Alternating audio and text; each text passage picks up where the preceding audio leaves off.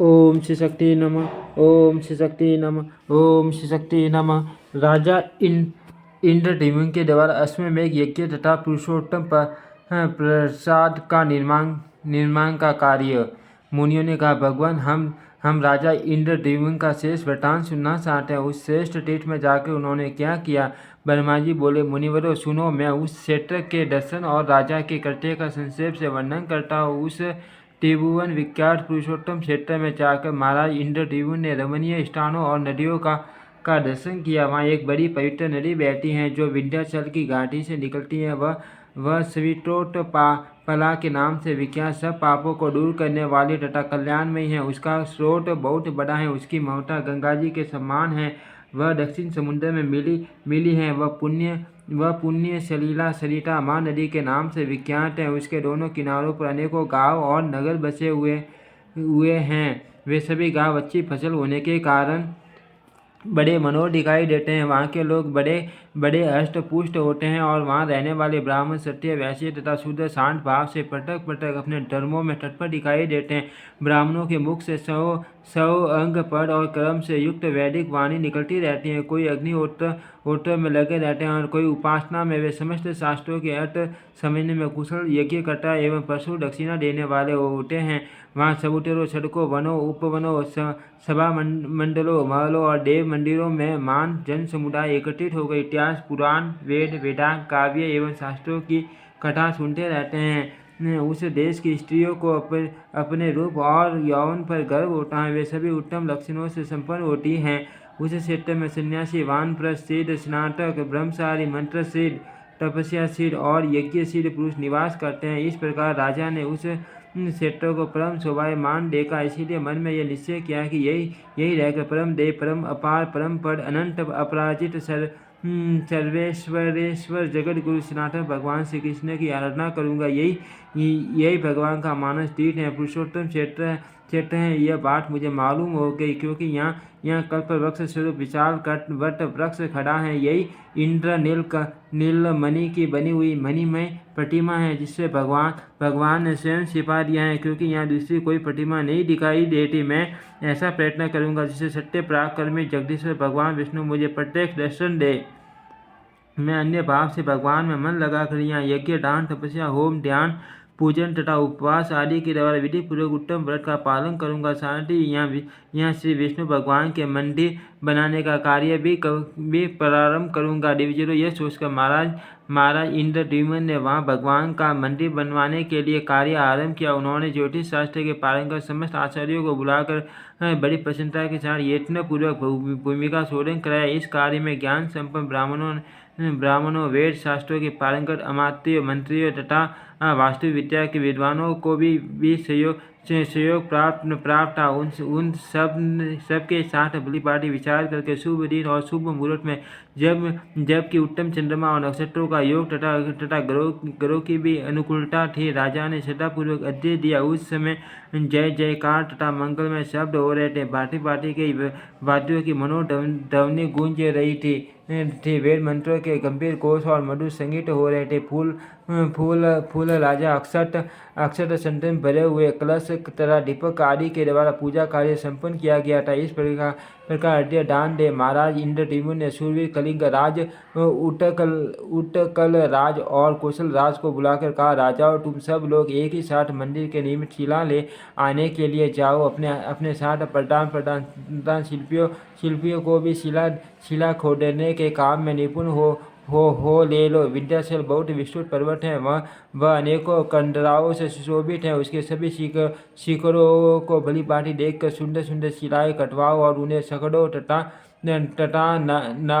नावों पर लाद कर ले आओ। विलंब न करो। इस प्रकार राजाओं को शिला के लिए जाने की आज्ञा दे। महाराज ने अमात्य और पुरोहितों से कहा, सर्वत्र शीघ्रगामी दूत भेजे जाए और वे पृथ्वी के समस्त राजाओं के पास जाकर मेरी यह आज्ञा सुना दे। राजाओं, महाराज इंद्रद्युम्न की आज्ञा के अनुसार तुम सब लोग हाथी, घोड़े, रथ और पैदल सेना तथा अमात्यों एवं पुरोहितों के साथ चलो। ऐसी आज्ञा पाकर दूत राजाओं के पास गए और सबको महाराज की आज्ञा सुना दी। दक्षिण, पश्चिम, उत्तर और पूर्व देशों के रहने वाले, दूर और समीप निवास करने वाले, पर्वत तथा भिन्न भिन्न द्वीपों के निवासी नरेश महाराज इंद्रद्युम्न का आदेश सुन के रथ, हाथी, घोड़े और पैदल सेना के साथ बहुत धन लेकर सारी संख्या में एकत्रित हुए। राजाओं को अमात्य और पुरोहितों सहित आया देख महाराज को बड़ी प्रसन्नता हुई। वे बोले, नरपरो, मैं आप लोगों से कुछ निवेदन करना चाहता हूँ। सुने, ये भोग और मोक्ष प्रदान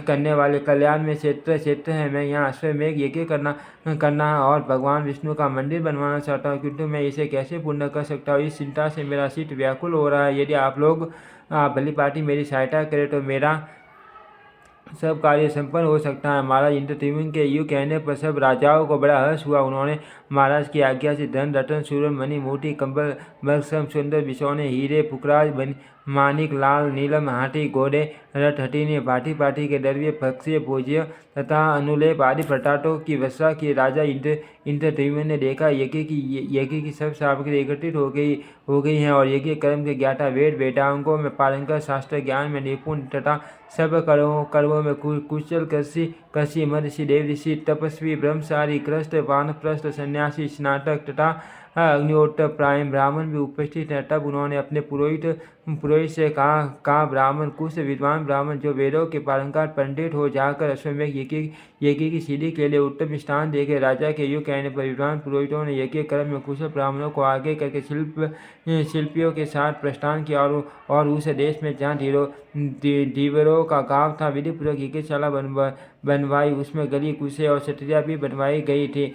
सैकड़ों महल बनाए गए थे। सारा यज्ञ मंडल सुरवन, रत्न तथा श्रेष्ठ मणियों से विभूषित हो इंद्र भवन के समान रमणीय दिखाई देता था। खंभों पर सुरवन से चित्रकारी की गई थी। दरवाजे बहुत बड़े बड़े बने हुए थे। यज्ञ के प्रत्येक भवन में शुद्ध सुरवन का उपयोग किया गया था। धर्मात्मा पुरोहित ने भिन्न भिन्न देशों के निवासी राजाओं के लिए अंतपुर भी बनवाए थे। नाना देशों से आए हुए ब्राह्मणों और वैश्यों के लिए भी उन्होंने अनेक शालाएं बनवाई थी। महाराज इंद्रद्युम्न का प्रिय करने के लिए समस्त राजा अनेक प्रकार के रत्न लेकर वहां आए थे। साथ ही उनकी स्त्रियां भी उस समय सम्मिलित हुई थी। महाराज ने उन समस्त समागत अतिथियों के लिए ठहरने के स्थान, शय्या, भांति के पूज्य पदार्थ, महीन चावल, ईख का रस और गोरस आदि प्रदान किए। उस महायज्ञ में जो भी श्रेष्ठ ब्राह्मण पधारे थे उन सबको राजा ने स्वागत पूर्ण ग्रहण किया। माँ तेजस्वी नरेश ने दंभ छोड़कर स्वयं ही सब ब्राह्मणों का सब तरह से स्वागत सत्कार किया। तत्पश्चात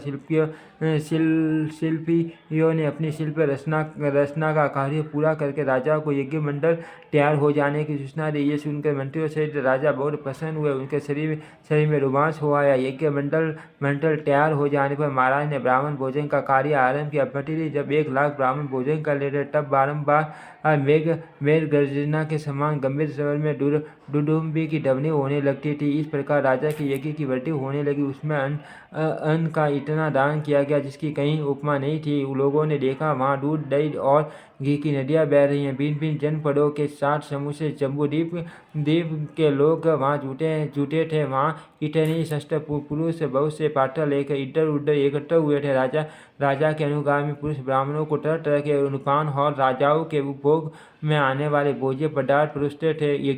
यज्ञ में आए हुए वेदा ब्राह्मणों तथा राजाओं का महाराज ने पुण्य स्वागत सत्कार किया। इसके बाद उन्होंने कुमारों से कहा। राजा बोले, राजपुत्र, अब समस्त शुभ लक्षणों से युक्त श्रेष्ठ अश्व ले आओ और उसे समूची पृथ्वी पर घुमाओ। विद्वान और धर्मात्मा ब्राह्मण यहाँ होम करे और यह उस समय तक चालू रहे जब तक कि भगवान इसके समीप प्रकट होकर मुझे प्रत्येक दर्शन न दे। यो कहकर राजाओं ने श्रेष्ठ इंद्रद्युम्न ने बहुत सा सूरन, करोड़ों के आभूषण, लाखों हाथी, घोड़े, अरबों बैल तथा सूरों में सींगों वाली दुधारू गौएं जिनके साथ कांसे के दुग्ध पात्र थे, वेद वेटा ब्राह्मणों को दान दिए। इसके सिवा बहुमूल्य वस्त्र, हरिण के बालों से बने हुए बिछौने, मूंगा, मणि तथा हीरा, पुखराज, मानिक और मोती आदि भांति के रत्न भी दिए। उस अश्वमेघ यज्ञ में याचकों और ब्राह्मणों को भांति के पक्षीय भोज्य पदार्थ प्रदान किए गए। मीठे, पूर्व तथा स्वादिष्ट अन्न सब जीवों की तृप्ति के लिए बारंबार दिए जाते थे। वहाँ दिए गए तथा दिए जाने वाले धन का कभी अंत नहीं होता था। इस प्रकार उस महायज्ञ को देखकर देवता, दैत्य, गंधर्व, अप्सरा, सिद्ध, ऋषि और प्रजापति सबके सब बड़े विस्मय पड़ गए। उस श्रेष्ठ यज्ञ की सफलता देख पुरोहित, मंत्री तथा राजा सबको बड़ी प्रसन्नता हुई। वहाँ कोई भी मनुष्य मलिन, दीन अथवा भूखा नहीं रहा। उस यज्ञ में किसी प्रकार का उपद्रव, ग्लानि आदि व्याधि, अकाल मृत्यु, दर्शन, गर्भ पीड़ा अथवा विष का कष्ट नहीं हुआ। इस प्रकार राजा ने अश्वमेध यज्ञ तथा पुरुषोत्तम प्रसाद निर्माण का कार्य विधि पूर्वक पूर्ण किया। ओम श्री शक्ति नमः। ओम श्री शक्ति नमः। ओम श्री शक्ति नमः। ओम श्री शक्ति नमः।